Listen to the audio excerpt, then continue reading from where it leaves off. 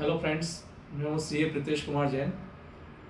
ज़्यादातर क्लाइंट मुझसे गिफ्ट के प्रोविज़न्स के बारे में पूछते हैं। तो इतने सारे फ़ोन कॉल्स होते हैं, सबको अलग अलग से समझाना संभव नहीं होता है कई बार। तो उनकी जानकारी के लिए मैं एक वीडियो बनाना चाह रहा हूँ जो शायद आपके लिए गिफ्ट के लिए यूज़फुल हो कि गिफ्ट किस प्रकार से व्यक्ति के हाथ में टैक्सेबल रहता है। सबसे पहले बात करें माइनर चाइल्ड के केस में। माइनर चाइल्ड को यदि कोई गिफ्ट मिलता है तो वो उसके पेरेंट्स के हैंड में टैक्सेबल रहेगा, पेरेंट्स के हैंड में उसकी क्लबिंग रहेगी। यदि माइनर चाइल्ड अपनी टैलेंट से कोई इनकम कमाता है या माइनर चाइल्ड डिसेबल है तो उस केस में वो क्लबिंग का प्रोविज़न नहीं लागू होगा, वो इनकम उस माइनर चाइल्ड की मानी जाएगी। उसके बाद में मेजर चाइल्ड के केस में किसी प्रकार के कोई क्लबिंग के रूल नहीं लगते हैं। अगर उसको कोई गिफ्ट मिलता है तो किसी प्रकार के कोई क्लबिंग के रूल नहीं लगते हैं और मेजर चाइल्ड की इनकम मेजर चाइल्ड की ही मानी जाएगी। और नेक्स्ट उसके बाद में हम बढ़ते हैं स्पाउस के केस में, जहाँ पर ट्रस्ट का कोई विषय होता है। सबसे ज़्यादा ट्रस्ट व्यक्ति अपनी वाइफ पर या अपने पति पत्नी पर करता है या पत्नी पति पर करता है।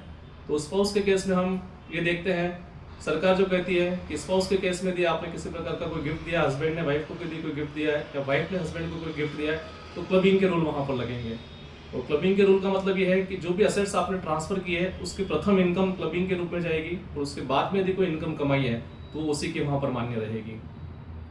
उसके बाद में हम आगे बढ़ते हैं रिलेटिव्स। रिलेटिव्स का मतलब brother, sisters, uncle, aunt, parents के केस में किसी प्रकार के कोई क्लबिंग के रूल नहीं लगते हैं।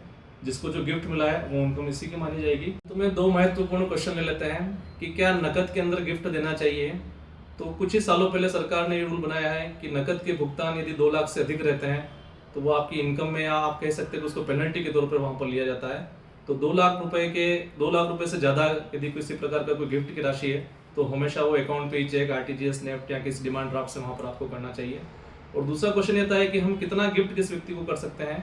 तो उसका जवाब यही है कि आपने कितने के आईटीआर अब तक भर चुके हैं, आपकी असेट्स कितनी है, आपकी टोटल वर्थ कितनी, जितनी भी आप इनकम टैक्स में डिक्लेयर कर चुके हो उस हिसाब से आप वहाँ पर गिफ्ट का भुगतान वहाँ पर कर सकते हैं। उसमें किसी प्रकार की रोक टोक नहीं है।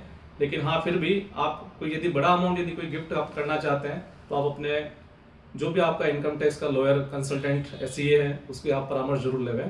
धन्यवाद।